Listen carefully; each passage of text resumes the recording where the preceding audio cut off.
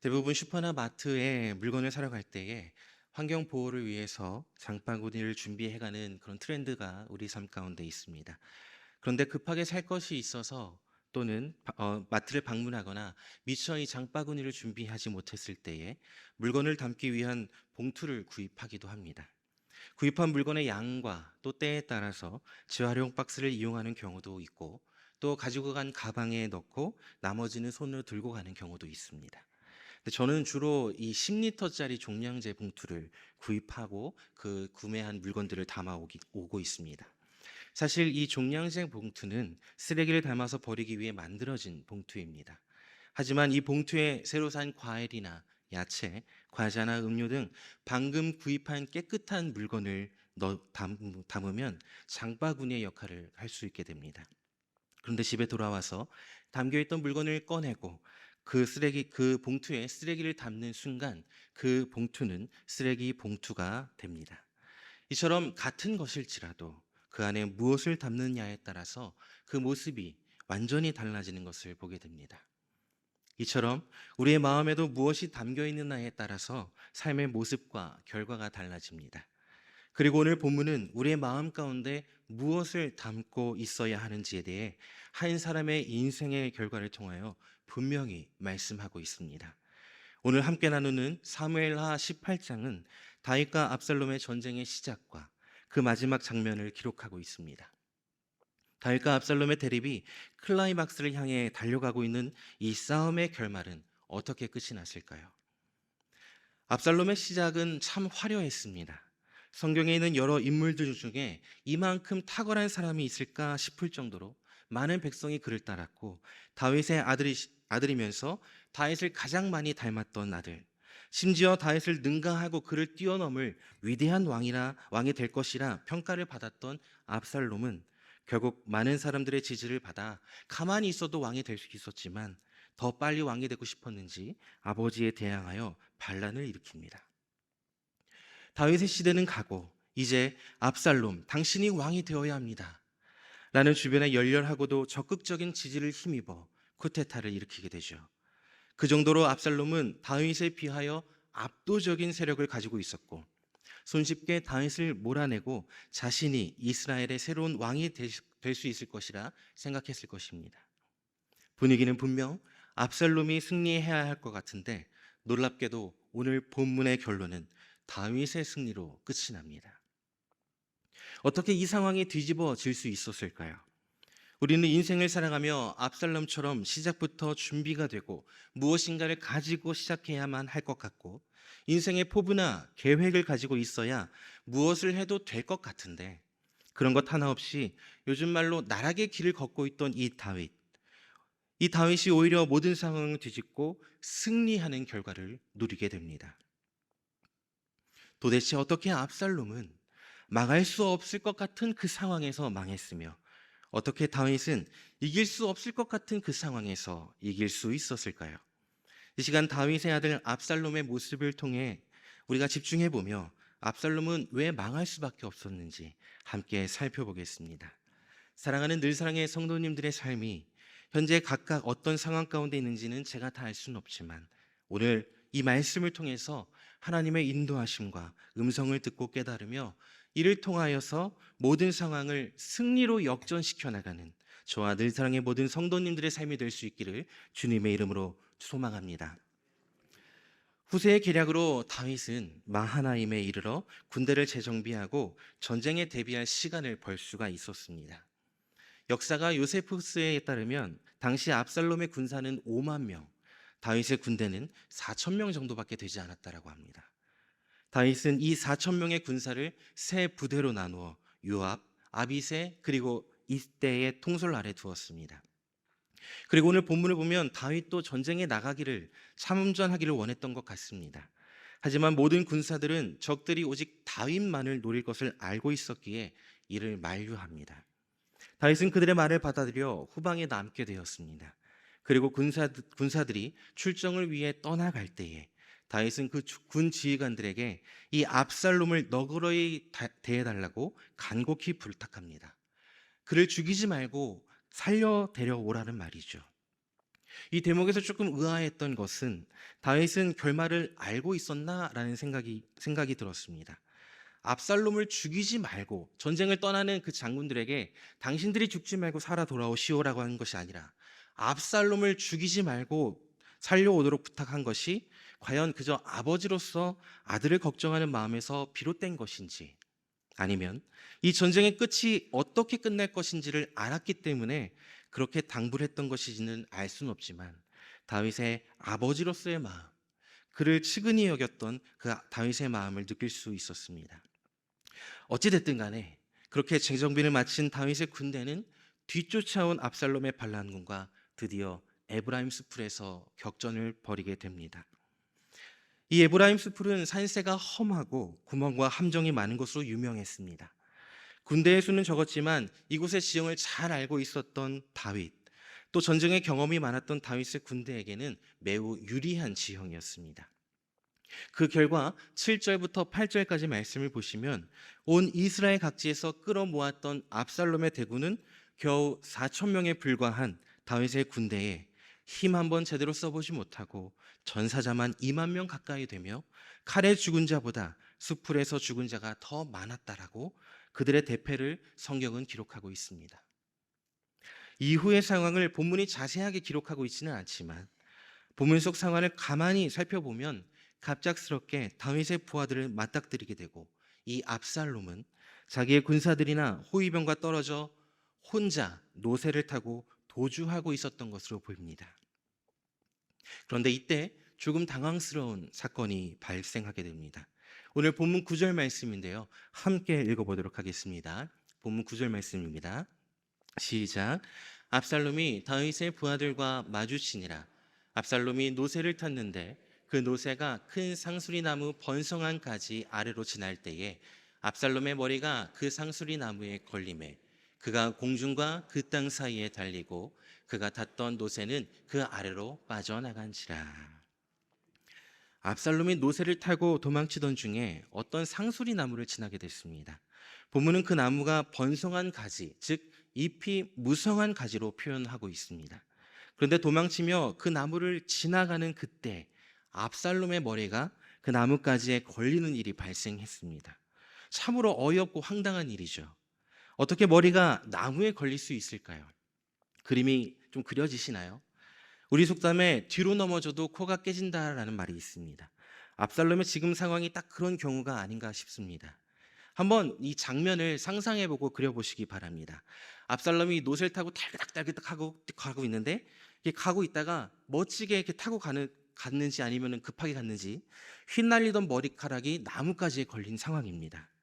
그리고 압살롬은 나무에 머리가 걸린 채 대롱대롱 달려 있는 것이고, 노새는 그 주인을 두고 지갈 길을 떠나버렸습니다. 그런데 문제는 그때 마침 어떤 한 사람이 그 압살롬이 나무에 대롱대롱 매달려 있는 장면을 보게 되는데, 아군이었으면 참 좋았겠지만 다윗의 병력이었습니다. 그는 곧장 요압에게 가서 그 상황을 보고합니다. 장군님, 지금 압살롬이 상수리 나무에 머리가 걸려서 대롱대롱 매달려 있습니다. 그랬더니 요압이 뭐 하고 있는 거야? 그걸 지금 그냥 두고 온 거야? 라고 다그치며 급히 본인이 직접 나섭니다. 본문 14절 말씀입니다. 요압이 이르되 나는 너와 같이 질차할 수 없다 하고 손에 작은 창 셋을 가지고 가서 상수리 나무 가운데서 아직 살아있는 압살롬의 심장을 찌르니. 요압은 압살롬을 죽이지 말고 생포해달라는 이 다윗의 요청을 무시한 채 압살롬의 가슴을 찔러 치명상을 입힙니다. 그리고 주변에 함께 갔던 요압의 부하 10명으로 하여금 압살롬을 잔인하게 죽이게 한 뒤 나팔을 불어 이 전쟁이 끝났음을 공포함으로 전쟁은 다윗 진영의 승리로 끝이 나게 됩니다. 지금까지 본문의 내용을 함께 살펴봤는데요, 이 내용을 보면서 드는 생각과 감정은 압살롬이 참으로 너무나도 쉽게, 허망하게, 볼품없게, 또 우스꽝스럽게 최후를 맞이하며 죽었다는 것입니다. 우리가 드라마나 영화 또는 무협 만화에서 보듯이 적이지만 자신이 가진 모든 능력과 자존심과 힘을 최대한 발휘하여 끝까지 최후의 전투를 벌이다가 장렬히 전사한 것도 아니었고, 본문의 상황만 보았을 때 칼 한 번 휘두르지 못한 채로 제대로 싸워보지 못한 채 머리가 걸려 나무에 대롱대롱 매달려 있다가 죽임을 당했다는 게 얼마나 허망하고 허탈한 모습이라고밖에 설명할 수 없을까요? 우리가 이 압살롬의 최후의 장면을 자세히 보면 압살롬이 자신이 그토록 자랑스럽게 여기던 두 가지로 말미암아 비참한 결과를 맞이하게 되는 것을 볼 수 있습니다. 하나는 노새이고 하나는 머리카락입니다.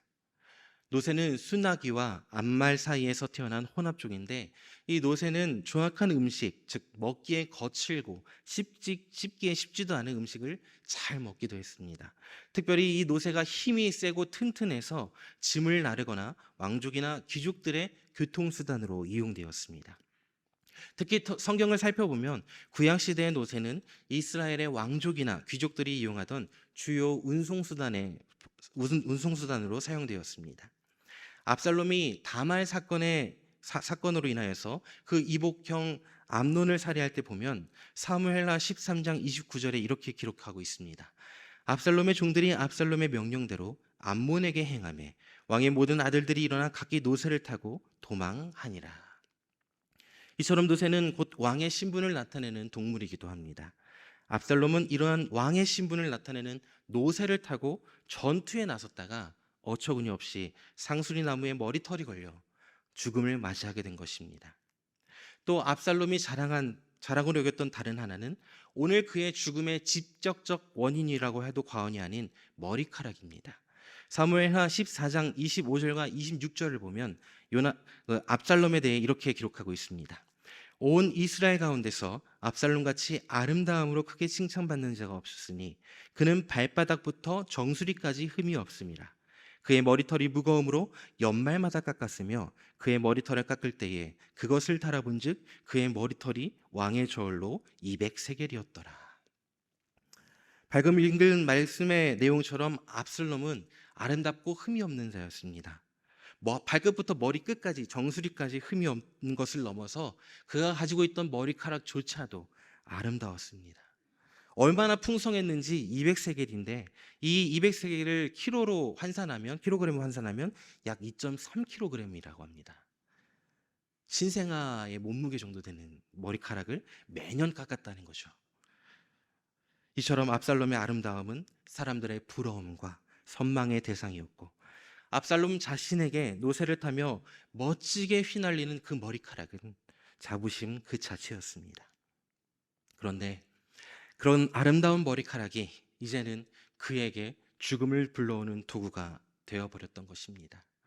치열한 싸움 가운데서도 아니었고 주랭랑을 치며 도망가는 길에 머리카락이 나무에 걸려 황당한 일로 결국 그가 아끼고 그렇게 자랑하던 노새와 머리카락으로 말미암아 죽음을 맞이하게 되었습니다. 하필 나무에 머리카락이 걸린 것도, 하필 노새가 빠져나간 것도, 하필 자신의 부하가 아닌 다윗의 부하를 만난 것도, 하필 그 소식이 요압에게 가장 먼저 전달된 것도 일반적인 상황이라고 볼 수 없습니다. 우연히 겹치게 되면 필연이라고 하죠. 여기서 우리는 하나님을 멀리하고 세상의 허망한 자랑거리를 따르는 자에게 그것을 오히려 수치의 도구로, 그를 심판하는 도구로 삼으시는 하나님의 공의와 정의를 볼 수 있습니다. 욥기 20장 5절에서 7절 말씀을 보면 나아마 사람 소발이 이렇게 말합니다. 악인이 이긴다는 자랑도 잠시요 경건하지 못한 자의 즐거움도 잠깐이라. 그 존귀함이 하늘에 닿고 그 머리가 구름에 미칠지라도 자기의 똥처럼 영원히 멸망할 것이다. 악인이 승리하며 승전가를 부리며 자랑할지라도 그 자랑은 잠시뿐이고 악인의 길은 결국 망한다란 말입니다. 어떻게 망하느냐? 참 재미있는 표현이 나왔죠. 자기의 똥처럼 영원히 멸망할 것이다. 압살롬은 자기의 자랑거리인 노새와 머리카락으로 인하여서 황당한 상황을 겪게 되고 결국 다윗의 군에 사로잡혀 죽임을 당하게 됩니다. 사랑하는 늘사랑의 성도님들, 여러분의 머리카락은 무엇입니까? 저는 머리숱도 풍성하지 않고 길지 않은데요. 저는 다윗이나 압살롬처럼 뛰어난 것도 아니고 잘난 것도 없고 자랑할 것이 하나도 없습니다. 정말 그러십니까? 우리의 모습을 잘 살펴보았을 때 정말 그럴까요? 정말 아무것도 자랑하지 않고 살아가고 계십니까?